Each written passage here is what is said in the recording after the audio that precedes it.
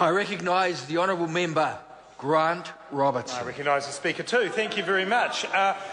That came from Mr Bridges, who I think is probably stronger when he's doing agricultural vehicles.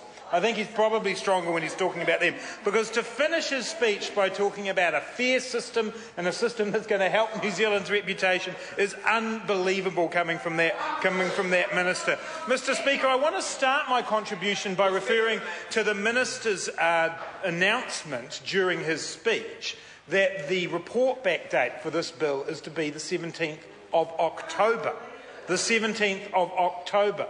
That's just how seriously the government treats this issue, and the views of New Zealanders and the people who will be affected by this bill is to rush it through, get it back here on the 17th of October, and not have a proper select committee process, a proper analysis, Mr Speaker, a proper opportunity for New Zealanders to comment on this. Now, the government's doing that because the transitional period runs out, December's coming upon us, and there needs to be decisions made. That's the fault of this government. That's the fault of this government of not getting this legislation to the House earlier to allow a proper process so that people can actually... What's that? Sorry, Mr Goldsmith? Oh, he's suddenly very quiet. Suddenly very quiet. What he is, he said, he's suddenly very quiet because he knows that it's taxpayers in New Zealand who bear the brunt of the fact that polluters are let off the hook. Yes, and right, the good people of Epsom sitting there today knowing that Mr Goldsmith's prepared to subsidise polluters, to carry on damaging New Zealand's reputation overseas and making ultimately New Zealand taxpayers pay and New Zealand taxpayers be responsible because they've mucked around and not put a bill in front of this House at the time that they should. Mr Speaker, the New Zealanders' integrity on the issue of climate change and on our clean green image is built on the fact that we're prepared to do our bit, that we're prepared to stand up for the environment as a country. Our credibility on climate change comes from the fact that we have an all sectors, all gases scheme. And step by step, since this government has come into office, they have put that idea on the back burner, they have put that off, and we now have an emissions trading scheme that, as my colleague Moana Maki has said, we may as well not have under the conditions that this government is creating. It's a market mechanism with 50% of the market not even showing up.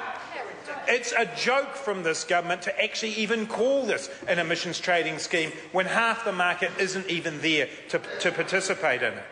But moreover, Mr Speaker, is the damage to our wider global brand. It is worth billions of dollars to New Zealand that we are seen as clean and green.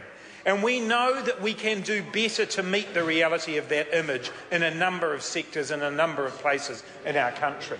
But what we can definitely do globally is be able to say we take our obligations seriously in the area of climate change. And this government is simply not doing that.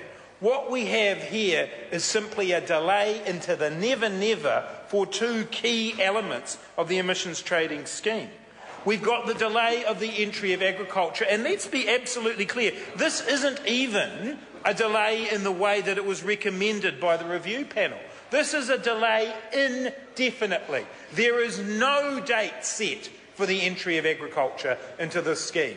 So there goes the all gases, all sectors scheme in one hit. There is no date for agriculture's entry into the scheme. And as Moana Maki said, when subsidies were taken off agriculture in the 1980s, it hurt rural New Zealand. It was an incredibly difficult time. And the rural sector, the agricultural sector, responded by becoming the most efficient agricultural sector in the world.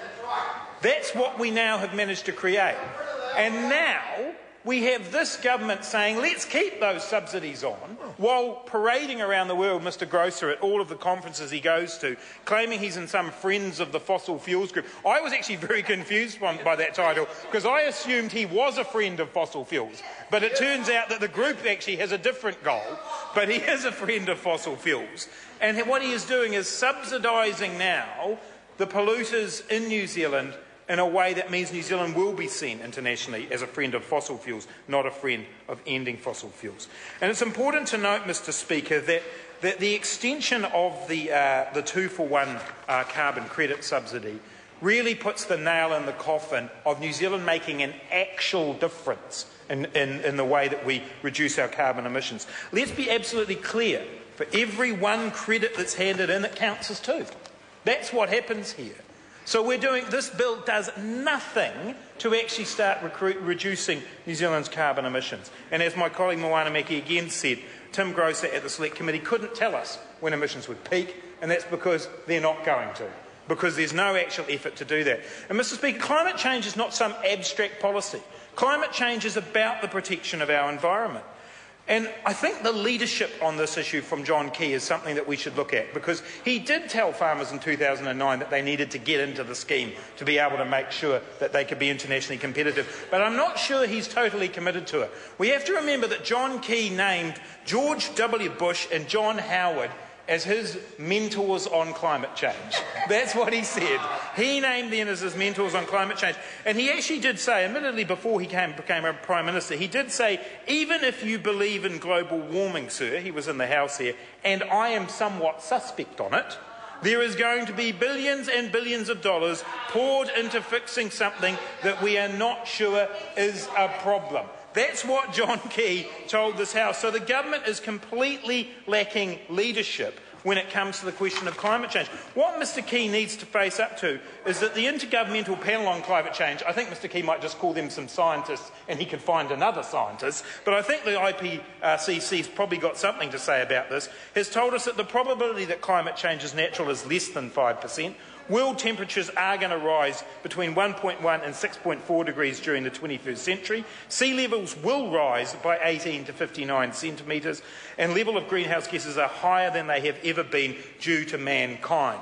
Climate change is real. This bill tries to pretend that it's not. It tries to pretend that New Zealand can hide away from its responsibilities when it comes to addressing issues of climate change. But that has been the attitude of this government from day one, Mr Speaker. The very first days I spent in this House as an MP involved the National Government removing the Labour Party's ban on baseload thermal generation, removing the subsidy on biofuels, the obligation, sorry, not the subsidy, that's what they put in. They removed the obligation on biofuels. And subsequently, in budget after budget, not investing in public transport, not investing in schemes for clean energy. And the big drivers outside of agriculture, in terms of energy and transport, not doing enough actual work to say that we can reduce our emissions. So this government is failing to introduce agriculture as a sector into the scheme and failing to undertake the work in the key areas of transport and energy that will actually make a difference to our emissions. Mr Speaker, this bill fails completely in terms of New Zealand's obligations under the Kyoto period. But Mr Grosser seems to think that we can simply sit back and wait and see what happens in the international level. Once upon a time, New Zealand was a leader in these things. And I know how much Mr Grosser likes to be a leader on the international stage. He loves it. He loves being in the green room, the white room, the blue room, any room that's going on in an international negotiation, and make sure, the bathroom, as Mr Horomia says, any room that's going on in a negotiation. This is the opportunity and the chance for Mr Grosser to be a leader on climate change. We want New Zealand to be a leader because it supports our brand, it supports our exporters. We don't want to be a fast follower, and far worse, we don't want to be the spectator that this government is making us become on climate change. There is huge opportunity for New Zealand to show leadership here. There is huge opportunity for exporters if we do. There is huge opportunity for people creating and promoting new technologies inside New Zealand if we get on board with this, especially in the agriculture sector. This bill is a giant missed opportunity and a huge step backwards for New Zealand in terms of climate change and our clean green image. Good speech.